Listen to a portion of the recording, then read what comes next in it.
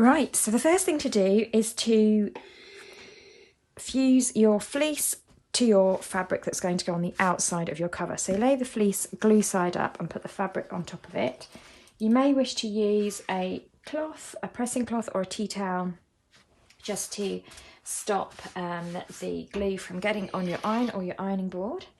And then on a high heat setting, we just hold the iron in place, allowing the glue to melt. So this takes a little while, just be patient. Hold your iron in place so that the glue melts.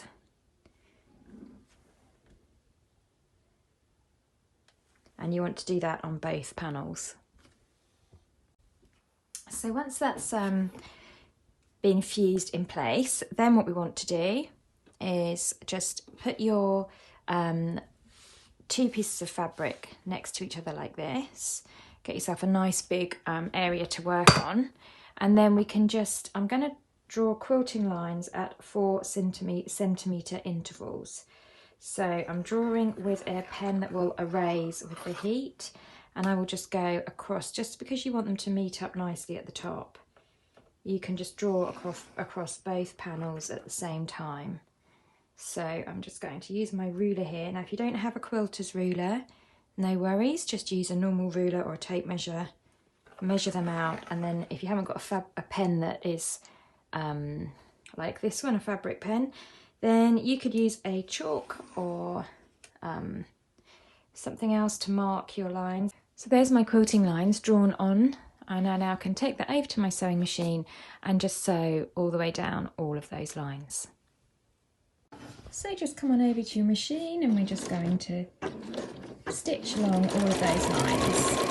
I've increased my stitch length to 3 because I think that looks nicer. And I will just move on my way along from line to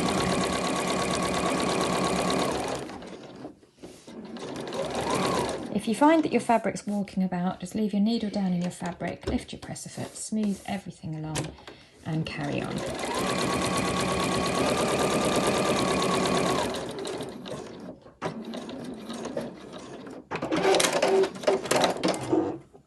So you want to just carry on doing that for every single one of the lines you've drawn on both of your panels, and thus quilting your panel.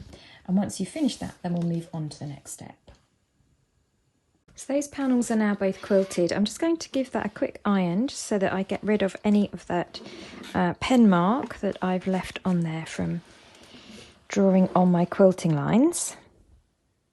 Next we'll build up our pockets. So take what's going to be the front panel, you know, maybe the one that the quilting came out slightly nicer on, if you have one, and then take your pocket panel piece and fold in half. Now remember that your pocket panel piece might be considerably wider than mine because I have a small overlocker. So just fold it in half like that, and then that is going to get placed in the bottom left hand corner. So fold that in half, place it at the bottom left hand corner, and then just pop some clips on there to hold it in place.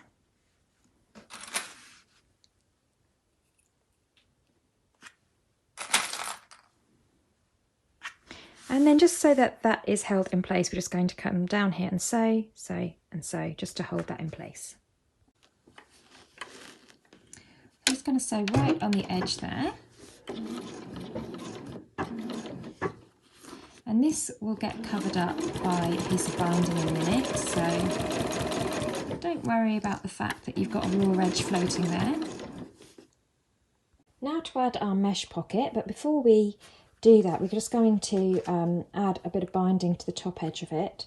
So let's trim off a piece of binding that's just a bit longer than the top edge of our pocket.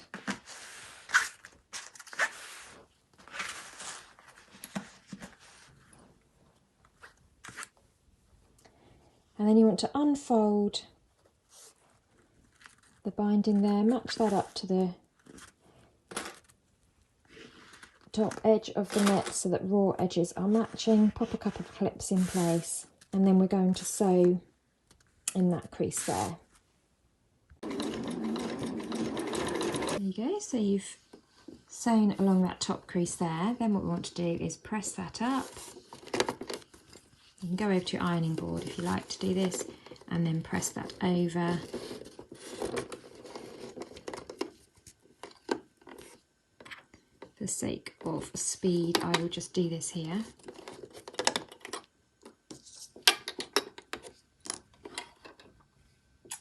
So I have changed my thread over to a blue thread colour to match my binding. And I'm just going to stitch along the edge there. So there's our pocket. I've just trimmed down the binding on either edge. And then we're just going to pop that mesh pocket in the front there. And I'm going to leave that pocket just like that. It's just a nice size to fit any smaller accessories.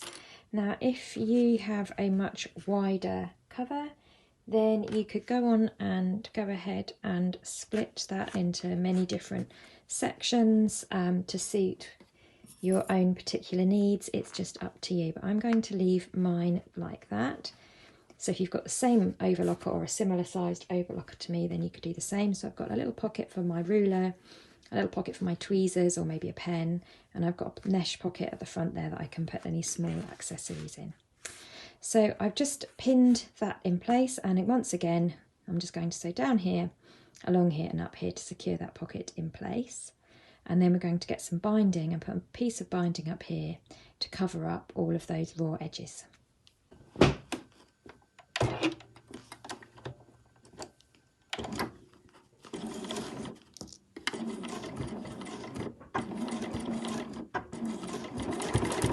Be a bit careful when you're getting started on the top edge of that pocket that your sewing machine presser foot doesn't push it down.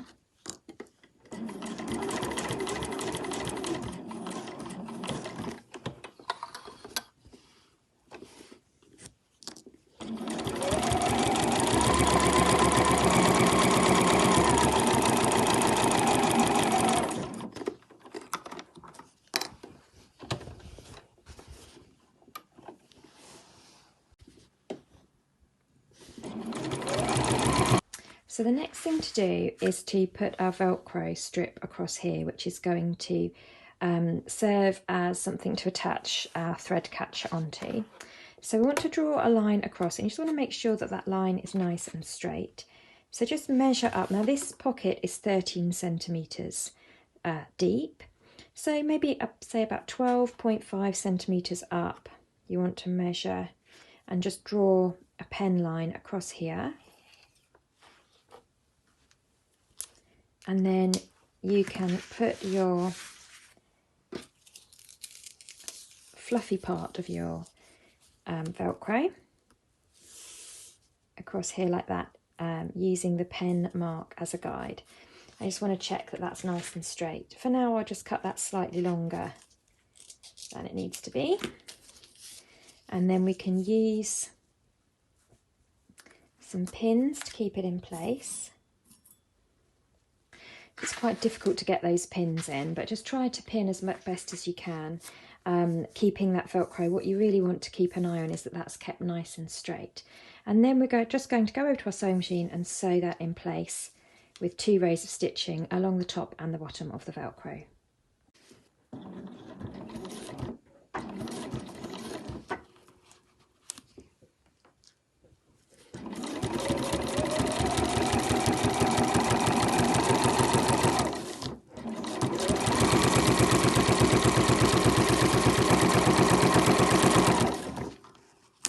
So I've transferred my machine back over to the white thread.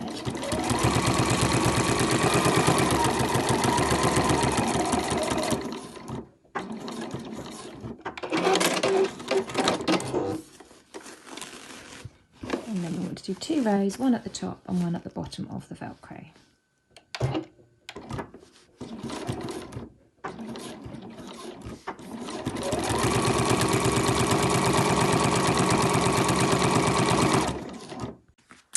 So our Velcro is now sewn on, the fluffy side of it. We're going to take a small piece of binding, and we're just want you to fold over the top and press it. And then we're going to pop that on here in between the pocket and the Velcro area, tucking that folded end underneath, and then we can just pin that in place with a couple of pins.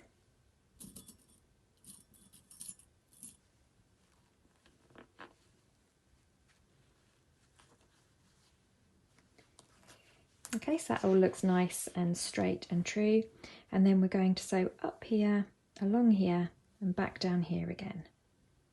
So that will neaten off the edges there in between the pockets and the Velcro.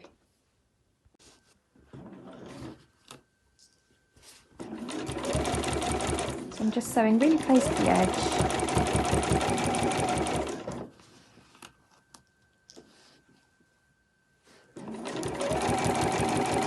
Right up to the top there,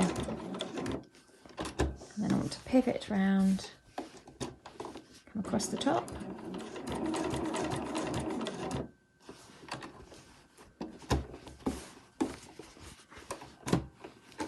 and then travel back down again.